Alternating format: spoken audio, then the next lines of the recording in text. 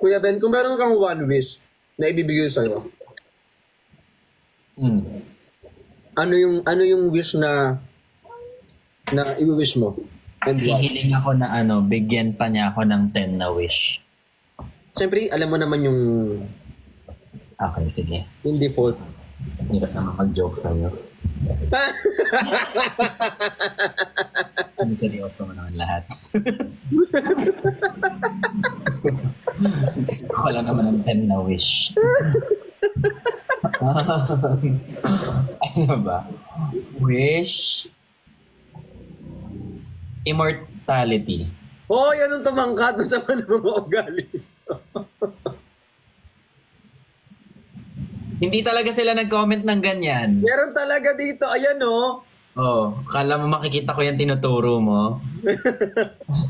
Ikaw talaga nag-imbento niyan. Ay, ako talaga. Siguro ang wish ko, maban ka tonight. Ay! Sorry. Huwag kasi. Ikaw, anong wish mo? Ako, Tumangkad din. tumangkat din. Tumangkat tayo. Sama kita. Bait ko, di Siguro, ba? ang wish namin, mas mataas pa na insoles. Ayan. Yung mas mataas man na insole na hindi halata. Gusto namin yung pa 7 inches na pero mukhang naka-flats, gano'n. Ano nga? Anong Daily Tribune ba yun? Feature kasi kami sa Dario ata. Ah, talaga? Hindi ko pa nababasa, pero mamay babasahin ko. Congratulations. Nagnakaw kasi kami. May kaso kasing sinampa. May kaso kasi, tapos tawa ka pa, tapos gumanyan ka pa, no? Pero seryoso, nakita ko yung interview ni Ed Sheeran, tsaka yung interviewer. Ano daw yung memorable sa kanya ng line doon sa kanta. Tapos sabi nung ni Ed Sheeran, probably when your legs don't work like it used to before. Tapos natawa yung yung interviewer kasi familiar sa kanya. Tapos sinabi ni Ed Sheeran kasi naalala niya yung sa grandma niya. Tapos na-feel bad yung nag-interview kasi tumawa siya. Gets mo ba? Sige, panoorin ko na lang. Send ko na lang. Send mo na lang sa akin. Mas nakakatawa pala siya pag pinanood. Pag kinwento pala, parang hindi ba? Pag tinagalog, parang tanga pala. Pero nag-gets ko na.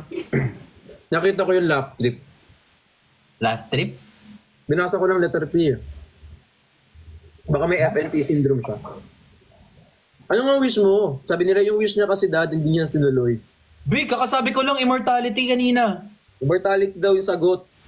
Immortality kasi kaya nga gusto ko maging vampire dati. Kaya nga tawag ko sa kanila vampires. Obsessed ako sa vampires dati. Immortality? Like, isn't it a curse? It's a curse, but everything has a price. Like, what if 200,000 years from now and natapos na yung buhay sa Earth, tapos ikaw na lang yung natitira?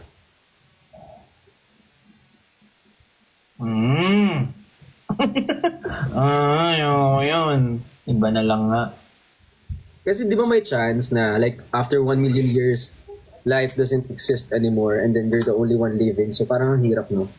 Kasi ang nasa isip ko lang hanggang 500 years, pagpatay na lahat ng tao. Hindi ko naman inisip na 1 million years, diba? Grabe ka naman. Siguro naman may tao pa nun. Immortality. Pagod na siguro ako mabuhay nun. Sige, hindi na. Ano na lang. One wish. Personal, realistic wish, you mean. Hindi kahit anong wish. Siguro babaan mo na lang. Mga 1 to 200 years na lang.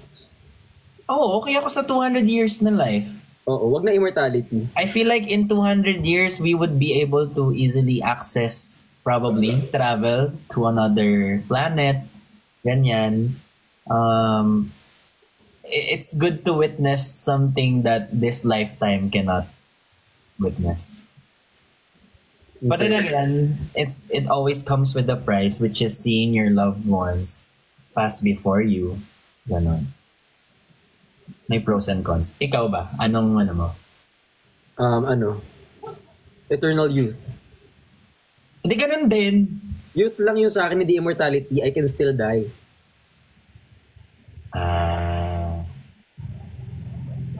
Magagalit. Hindi! Eternal youth. Pero pag matatagal ako. pinatay, forever kang bata. Ganon. Oo. At what age? Your current age or younger than that? I'll stay this way. Paano yun? I'll stay this way kasi I love myself now. Ay, I love that for you. When did you realize that you loved yourself? When I don't care about what other people says. When you don't care about their opinion. Yes. When did it start? Tumatama sa akin. Ikaw ba? Are you happy with yourself right now? I'm very happy with myself. The moment I turned 30, I felt like it was the best age of my life. And from then on, parang sure na ako sa lahat. I mean, may times na hindi ako sure, pero sure ako.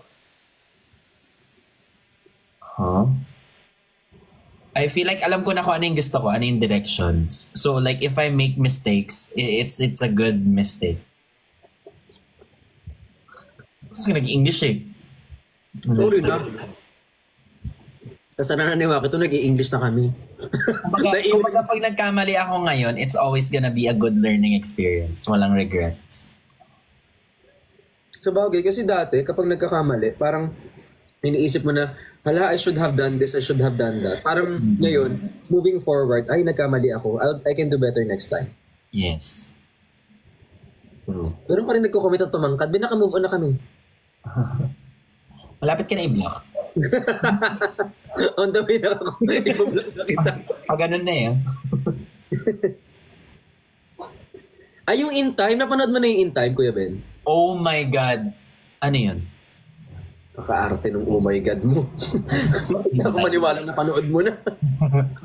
Ano yung In Time? Yung yung tawag dito, nakalagay dito yung time na meron sila. Hindi na sila tatanda. They will stop aging at the age of 25. Tapos, yung commodity, yung perang pambayad is your life. Justin Timberlake. Yes. Napanood ko yan. Hindi ko lang matandaan. Gustong-gusto ko yun. Parang mag-stop ka na ng 25. Like, you're 25 for 25 years or 50 ka na.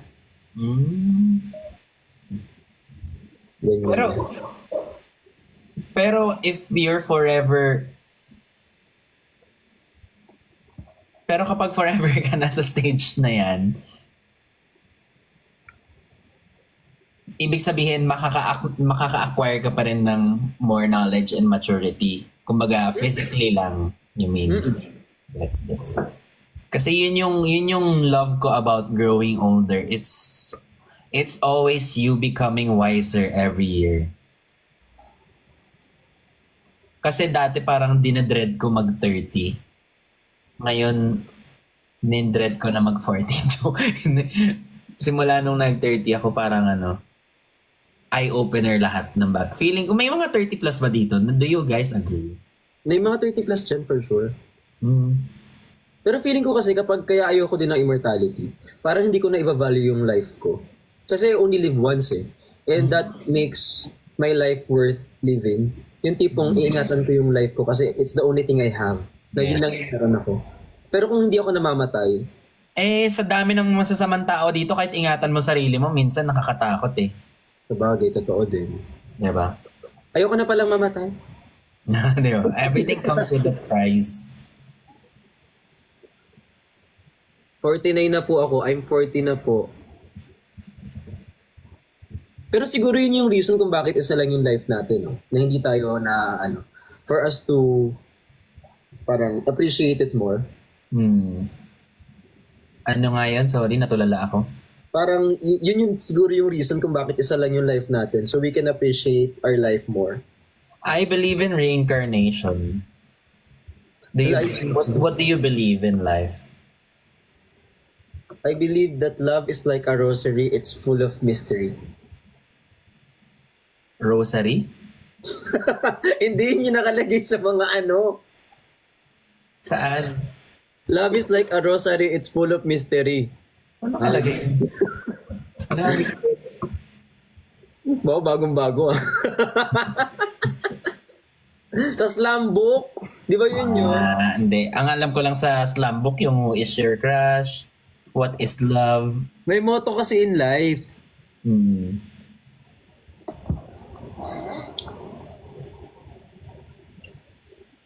Lakas maka-slam book. Pakilumaan pa po. Wow! You don't believe in in Reincarnation. yeah. Actually, I think I do. You do? Why? Kasi iniisip ko na tawag dito. Sabi nga nila, sa Avatar, sabi nila, you take the form of your loved ones after you die. Like, your better half. Parang kung ano yung itsura ng better half mo, pagka namatay ka, pagka buhay mo ulit, mas ganun yung itsura mo. Sabi nila. Oh my God, alam mo ba, there's a creepy exercise on YouTube. Parang meditation exercise siya. It goes for 30 to 1 hour. Tapos papakinggan mo lang siya. Lahat ng instruction niya. Tapos ang daming nag-testify sa comment section na they actually saw their lives before. I tried it pero nalito-lito ako. Reincarnation. Dito? Meditation ba yan? Past life regression ang pangalan. Hypnosis siya na video. 1 hour siya. 1 hour mo siyang papakinggan. Kailangan nasa ka lang. Nasa bed ka lang, ganun. Kakatakot ba? Andiyan ka pa ba? Hindi, I mean, iniisip ko kasi, aren't you gonna be like, mako-confused? Kasi, it's hard to just listen to someone else while meditating. Well, I think meron siyang exercises na pagkalma ka na, now you imagine this, now imagine that. Parang gano'n. May guide siya eh. Once ma-reach mo yung certain imagination, you dig deeper. Kumbaga, hindi ka niya hindi ka niya ipupunta sa out. Oo. Parang gano'n. Pero tinry mo, nag-work sa'yo, hindi ka mo? Hindi. Kasi mahina yung ko. Like, medyo skeptic ako nung una. I felt like I was already imagining things before I even try to focus. But there are a lot of... I also believe na, di ba, how many percentage do we actually use sa human brain? 5%? Is it? Sabi nila dito, tawag dito, nakakatakot yun kasi may chance na hindi ka na makabalik. Maybe. Parang astro project. Ayoko yung pag-usapan. Mag-aano na. Puta. Wag yan. Not for the 3 a.m. ha? Hindi maganda. Yan. Anyway, I feel like there are a lot of untapped areas in our brains. Kasi there's no way na ganun lang kakonti yung nagagamit ng human brain. That's mo. Is it 5%? 15. 15 ba? I don't know. Hindi ko sure. How many percentage? We only use 10%. Hindi tayo tumama. Sayang sumobra ako ng 5. Myth lang pala yun. That's a myth. Sorry po. Pasensya na po kayo kung nagkakamali po kami. Sabi sa study, 100% daw po. Ito ba? Debunk na yun eh. Okay, na-debunk ko. Na-debunk na po, sabi niya. Hindi mali kami. Hindi wag na. Pero gusto ko yung movie na Lucy. Lucy? Si Scarlett Johansson. Ano meron? Yung may Android siya? Hindi, yung naglagay ng something dun sa... Chimpanzee? Sa katawan niya. Tapos nag-leak yung drug dun sa stomach niya. So...